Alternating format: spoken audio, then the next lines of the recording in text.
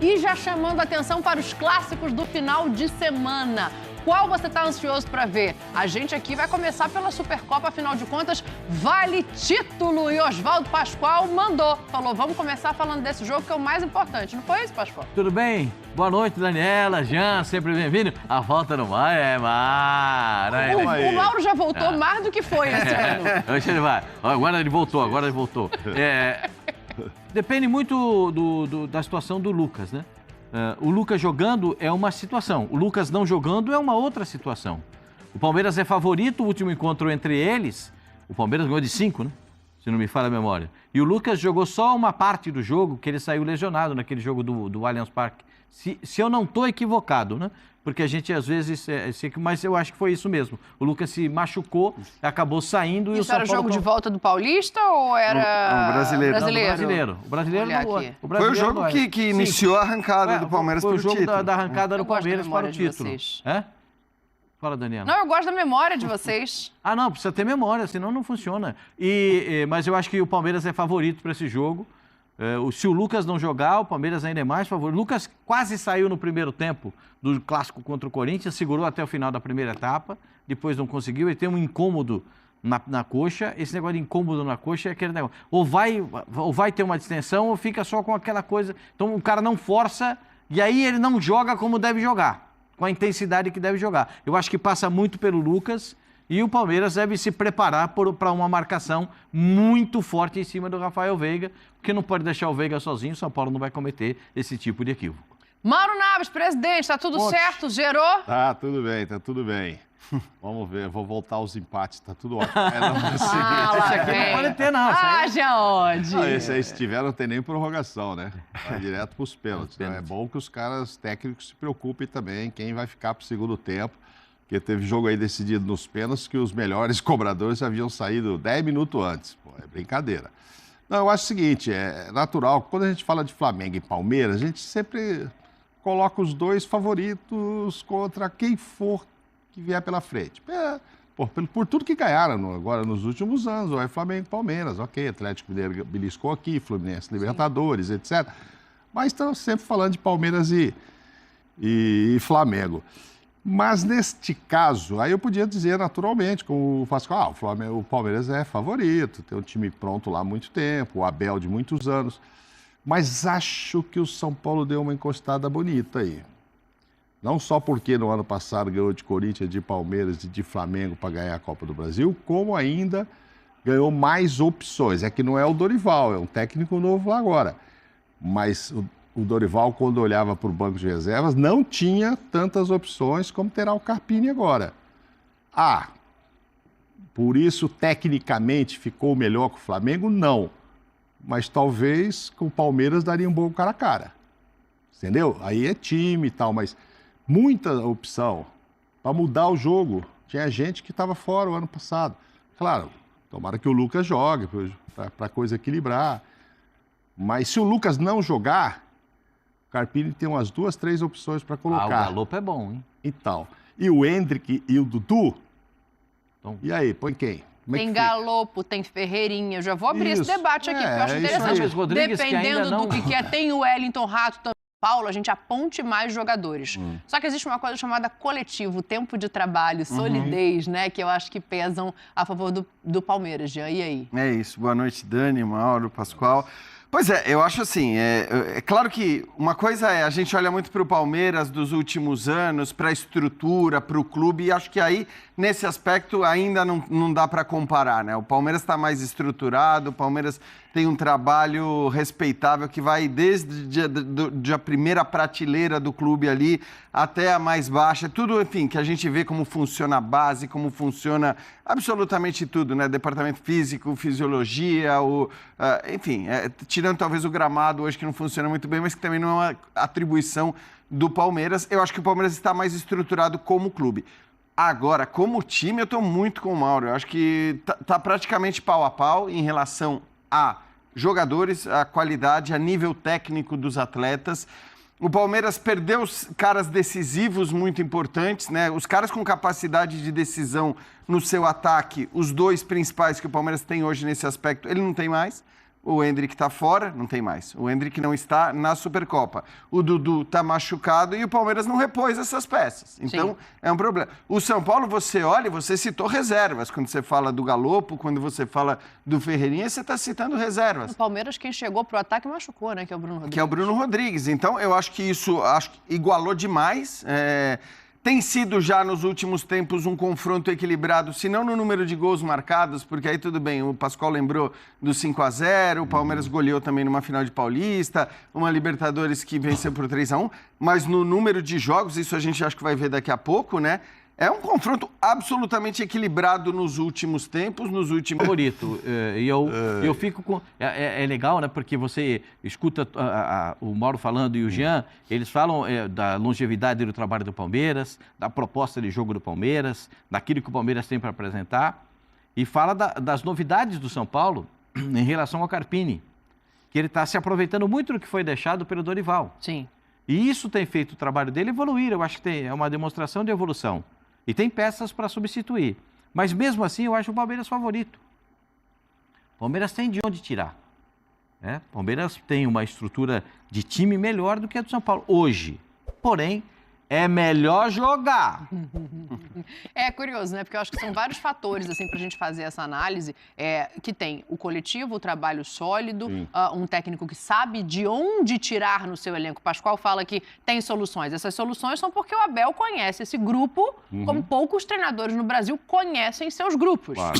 E aí é um ponto. Só pra gente fechar essa questão do Lucas, antes, eu quero fazer uma comparação aqui entre Abel e Carpini, tem um falando do outro, é um negócio legal da gente prestar atenção também. Mas antes, só para a gente fechar essa questão do Lucas, o Jean já falou que está empatado.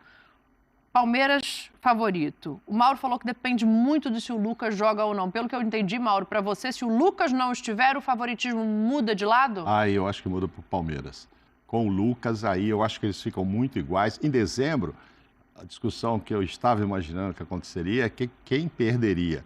O São Paulo sem o Dorival, que é o cara que comandava tudo, ou o Abel sem o Endrick?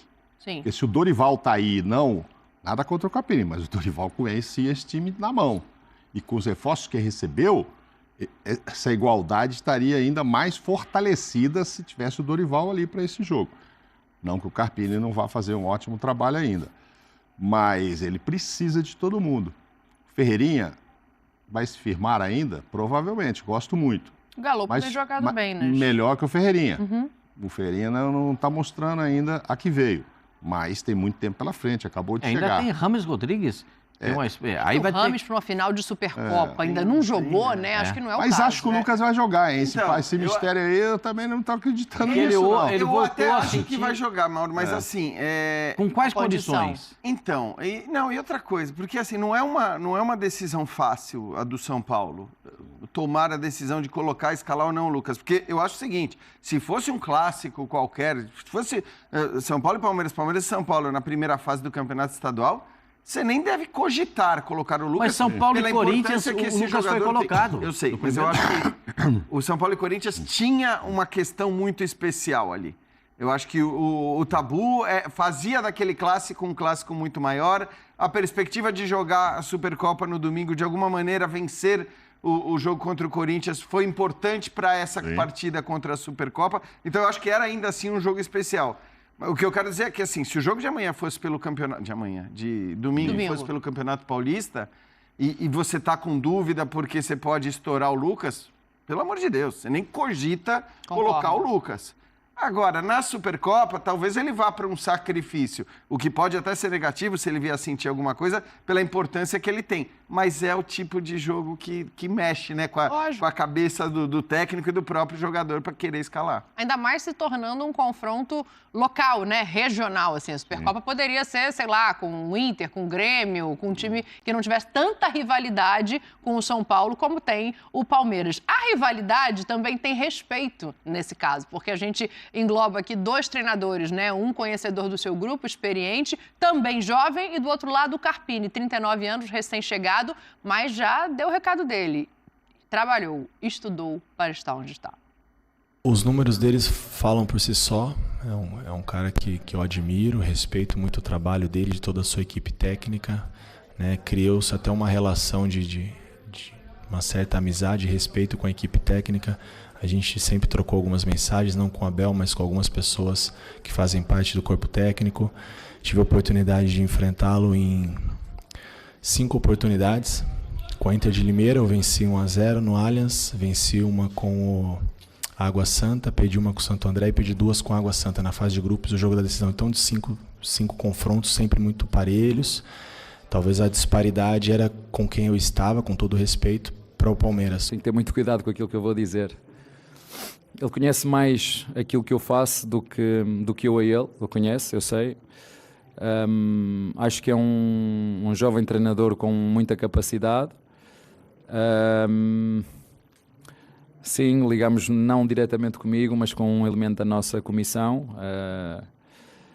Mas não quero estar a abrir muito o jogo, não vou falar muito sobre isso. E aí a gente vê as vitórias de cada um nos confrontos entre os dois treinadores, né? O Carpini destacou ali, era por outros times, na verdade, né? Porque tanto o Água Santa quanto o Inter de Limeira, ele venceu o Abel e as outras 3 vitórias são do Abel. É um cenário muito diferente e numa coisa o Abel tem razão, né? Por mais que a gente sempre espere que o Abel seja capaz de fazer um movimento quase de xadrez que a gente não imaginava dentro do time que ele tem, a gente já tem uma amostragem muito maior do que é o trabalho dele no Palmeiras. Por exemplo, vai dobrar a lateral de um lado, vai dobrar a lateral do outro, quem é o primeiro volante que vai jogar. O Carpini, eu acho que pode ser mais surpreendente. Esse fator, ele tem peso nesse favoritismo em algum lugar, Pascoal? Eu acho que o São Paulo tem um modelo de jogo estabelecido. Se o Lucas não jogar, o Lucas joga de meia ponta pela esquerda, uma posição que ele quase não... Ele joga melhor da meia ponta pela direita. Mas no São Paulo hoje, ele está jogando da meia ponta pela esquerda. O que seria em cima do lateral direito do Palmeiras. Porque o Lucas pega a bola, caminha para dentro para tentar fazer a jogada com o centroavante, uma tabela, uma aproximação, um cruzamento, ou ele bate mesmo de fora da área, na individualidade, no drible, chegar próximo da área para bater no gol. Eu acho que nesse plano, o Palmeiras pode surpreender mais. Tá. E já tem uma definição. Embora o Aníbal Só porque jogou contra o E não é o colombiano, é o argentino. Para mim. O quê? Que ele vai jogar? Não, para mim ele tem uma definição. O volante do Palmeiras é o argentino. Mas porque ele é primeiro volante. Todos os outros volantes, Zé Rafael é ponta de lança, adaptado de volante. Gabriel Menino é segundo volante, terceiro volante. Richard Rios é segundo volante, terceiro volante. O volante só tem um, Aníbal Moreno. Para a temporada eu concordo, mas ele deu uma entrevista recente também, não sei se era isso que você ia falar, Jean, dizendo que existem processos e que quem chega precisa estar fisicamente e também do ponto de vista de compreensão no nível de quem já está. Eu não sei. Ele é muito assim, o Abel ele é muito assim, seja com quem chega de fora, seja com quem vem da base. Tem um monte de gente que quer ver o Estevão jogar desde já, né? Como era com o Endrick, e não tem jeito. O Abel, ele faz a coisa escalonada, com o tempo, no seu momento, e acho que ninguém pode dizer que não está dando certo. A minha impressão, e acho que até concordo com o Pascoal, que pelo que a gente está vendo do Aníbal, vai ser difícil ele não virar titular do Palmeiras, mas para domingo, e me baseando também na escalação do time que enfrentou o Bragantino, eu acho muito difícil ele mudar alguma coisa. Acho que os 3 zagueiros é com o Marcos Rocha, um deles é o Marcos Rocha pela direita, o Richard Rios vai jogar com o Zé Rafael, aí os alas, o Veiga, e o ataque vai ser Flaco Lopes e Rony. Acho que vai ser isso. Ele é o Zinho hoje, estou discordando de toda hora. Zinho Pascoal. Não, ele está concordando comigo. Não, você falou que vai Aníbal, ele falou que vai de Richard. Eu acho que o Aníbal, ele falou Richard. No domingo eu acho que vai jogar o Richard. Eu acho que, assim, em termos de posicionamento, entendendo o time do São Paulo, o Aníbal corresponde mais àquilo que o Palmeiras precisa. Desde que você enxergue como é que o adversário jogue. Sim. Entendeu? É a minha visão. Mas, é claro que o Richard Rios está mais rodado, tem mais entendimento de tempo de jogo do que os outros jogadores. Ele deixou o Aníbal e o Gabriel Menino está voltando agora. Também, né? Ele deixou o Aníbal contra o Bragantino. Não, o tempo todo. O Luan jogou quase contra o Bragantino. Quase que mostrando que, Rocha ficou no banco. Nesse processo do Jean. Vamos chegar aos poucos e tal. E o Richard deixou só no final.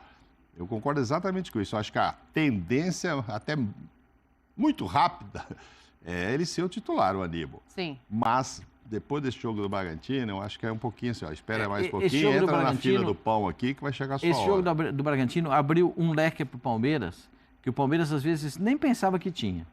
Os 2 laterais. Né? Os 2 laterais da base. O Vanderlan e o Garcia. Esse Lan, eu já disse aqui algumas vezes, não me custa repetir. O Vanderlan é muito bom lateral. Então, muito bom. E acho que ele já estava bem à frente do Garcia. Está bem à frente do Garcia. É que o Garcia acaba fazendo... Ele jogou bem e ele acaba fazendo a jogada do gol no final. E também é normal que ele tenha menos espaço porque você tem Mike e Marcos Rocha no elenco. Mas ele, quando joga, ele não decepciona. Tratados para jogar. O Arboleda é o zagueiro titular, né? A dupla de zaga do São Paulo, a gente já não... o Beraldo jogou agora há pouco, estava vendo o Beraldo aqui, né? O Beraldo estava jogando pelo Paris Saint-Germain. A torcida do São Paulo deve ter ficado com saudade do Beraldo, né? E aí vai jogar o Diego Costa, né? Joga como zagueiro. Os laterais, me parece que o Rafinha não começa o jogo, pelo que eu andei pesquisando. Aí, a lateral direita vai ver como é que vai jogar. Lateral esquerda também tem uma dúvida. O São Paulo está com muitas dúvidas nas laterais e na meia, especialmente no caso do Lucas. Por isso que eu acho que o fator surpresa ele está mais do lado do São Paulo do que do Palmeiras, assim, porque, ok, o Abel sempre pode surpreender, mas a gente consegue imaginar as maneiras dele mexer no time. O Carpini é o que você está falando. Eu não consigo. Por exemplo, daqui a pouco o Luiz Gustavo vai ter que arrumar um espaço para ele jogar. Não, mas também é daqui a pouco, eu acho. Daqui a pouco. Ele está eu acho que entrando muito bem no mudanças, time. assim, as mudanças que ele não precisar fazer em relação ao time que começou jogando contra o Corinthians, ele não vai fazer. Eu acho que ele muda se ele precisar fazer. Então, se o Rafinha não tem condição, o Rafinha não joga. Se o Lucas não tem condição, o Lucas não joga. Mas de resto, se o Wellington não Caleri, Luciano, o Wellington Rato, o Arboleda, eu acho que sim. E o Caio Paulista vai assistir no banco, né? Vai. Depois de toda essa polêmica, vou jogar aqui, vou jogar lá. Pode entrar, porque o jogo às vezes... E acho que ele sabia também. Ele não ia chegar para ser titular no Palmeiras. Deixa eu trazer uma coisa. Ele que fez o Jean um bom Oddi primeiro pediu. tempo. O Jean Oddi falou que retrospecto entra em campo. Aí ele pediu pra gente fazer essa tela aqui, que ele queria comentar, falando dos confrontos recentes de Palmeiras e São Paulo. É brincadeira. Eu vi que tinha. Falando de Palmeiras e São Paulo. Eu li a pauta do coisa. Só pra gente entender, né, os confrontos recentes deste clássico. E aí, são 4 vezes, ganharam 3 e empataram uma. Então não é entre eles, não, aí é o confronto de cada um. Então, um aproveitamento no ano, lá, tá bom. 4 jogos nessa temporada. Igualzinho. 83.3. Então, mas eu acho que assim, e esses confrontos recentes, os confrontos da temporada, ainda que em São Paulo a gente esteja falando de confrontos maiores, né, contra, enfim, você tem times de Série A, de Série B, então confrontos importantes, eu acho que ainda começo de temporada isso tem um valor muito pequeno, assim, você está falando de confrontos com Corinthians, Bragantino, próprio, sei lá, Novo Horizontino, Santos, são times grandes tal, e importantes, mas eu acho que ainda começo de temporada isso significa pouco. Talvez a questão do histórico, eu acho que o histórico recente que a gente olha, assim, o histórico recente, ele...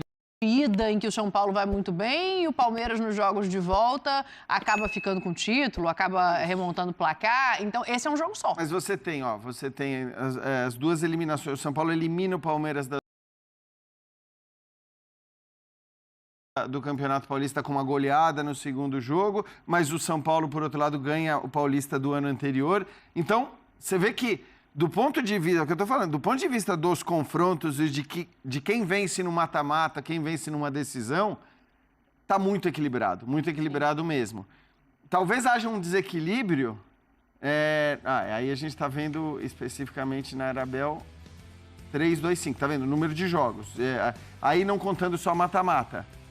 Então, é interessante, porque isso aí são números favoráveis ao São Paulo. Não, é mata-mata, sim, já. É isso aí que eu te falei, só que ele mais perdeu do que ganhou. Exato, então. Ele perdeu 5, é o que eu tô falando, é mata-mata. Não, então, eu tô falando, isso é favorável ao São Paulo, então, assim, o São Paulo leva vantagem nos mata-matas recentes também, né? Então, tem um histórico de vantagem do São Paulo nos mata-matas de maneira geral bem largo, e tem também a vantagem nos mata-matas recentes. Por outro lado, o Palmeiras tem as vitórias, vamos dizer, mais largas, o 5-0, o 4-1 ou 4-0, não me lembro agora. Então, assim, é muito legal. É um confronto muito legal, porque não é um confronto que tenha... Tipo, cada um pode puxar para um lado e eu acho que por isso mesmo... É a graça dos clássicos, da Supercopa vai ser... Passar agora para vocês que o Palmeiras já esteve bem interessado na contratação do atacante Thales Magno. Porém, em outras ocasiões, o fator financeiro foi o que atrapalhou nas tratativas com o New York City, dono de seus direitos. Após um avanço nas conversas, o New York City FC recusou uma proposta de 15 milhões de euros, 80 milhões de reais na cotação atual, do Bolonha da Itália para contar com o atacante. O negócio estava bem encaminhado entre as partes. Nesse sentido, Thales Magno não deve mais ir para o Bolonha e pode acabar voltando ao Brasil. O Atlético Mineiro chegou a fazer sondagem pelo atacante, mas o Bolonha estava na frente das tratativas. Trazer também para vocês que, segundo informações do All Sport, o Palmeiras encaminhou contratação do meia-atacante Lázaro, ex-Flamengo e atualmente no Almería. O jogador já vinha sendo especulado nos últimos dias. A negociação entre as partes consiste em algumas condições impostas: empréstimo de 1 ano, com opção de compra. Negócio muito próximo de ser oficializado pelo Clube Alviverde nas próximas horas. O que vocês acham? Deixe sua opinião nos comentários abaixo, deixe o like e até o próximo vídeo.